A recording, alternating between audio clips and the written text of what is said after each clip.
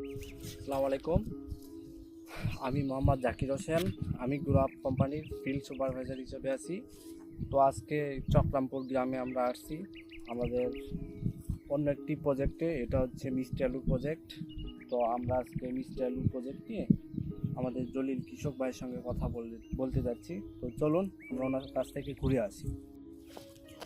আসসালামু আলাইকুম জলিল ভাই, ভালো আছেন? হ্যাঁ, ভালোই তো আছি। ভালো আছেন। তো এটা কি নিড়ানি দিচ্ছেন? হ্যাঁ, লিখেন। নিড়ানি দিচ্ছেন। আমরা আজকে যে জলিল ভাই, আমাদের কৃষক ভাই জলিল ভাই, আমাদের গ্রোআপ কোম্পানি থেকে মিষ্টি আলুর ওপর প্রজেক্ট। তো আজকে আমরা ওনার সঙ্গে কথা বলতে যাচ্ছি। তো উনি এখন মিষ্টি আলুর বাগানে কাজ করতেছে, আপনারা দেখতে পাচ্ছেন। তো এই মিষ্টি আলুর বাগান আপনার কি পরিমাণ জমি? এটা কত শতক জায়গার ওপরে এই জমিটা আপনার? এটা ধরো 20 শতক হবে। 20 শতকের ওপর আলু জমি। আপনি এই আলুর আবাদ কতদিন ধরে করে থাকেন?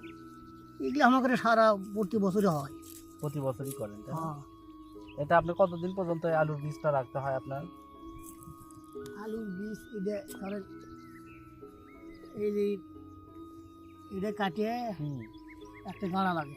তারা লাগে, গাড়ে আবার মনে করে সেট থেকে কাটে নিয়ে আসে, আবার সেটা আবার এটি গাড়া আছে। বুঝছি। মানে উঠতে প্রায় 2-3 মাস নাকি বেশি সময় লাগে? হ্যাঁ, এটা লাগে ধরো এখন 3 মাস।